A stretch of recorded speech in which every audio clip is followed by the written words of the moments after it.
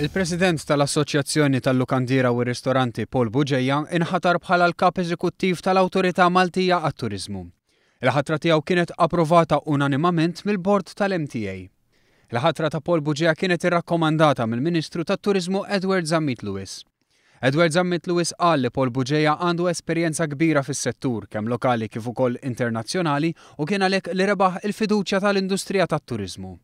Huwa persuna aċċettat mill-industrija għaliex sa ftit sigħat ilu kien ukoll President tal-MHRA li hija l-ikbar entità non governattiva fit-turiżmu. Allura huwa persuna li m'għandix dubju illi jaqdi b'ċerta konfidenza u b'ċerta determinazzjoni l-irwol ta' Chief Executive Officer ta' din l-awtorità. Paul Buġeja mistenni jibda l-ħidma tiegħu fl-awtorità fil-ġranet li ġejjin.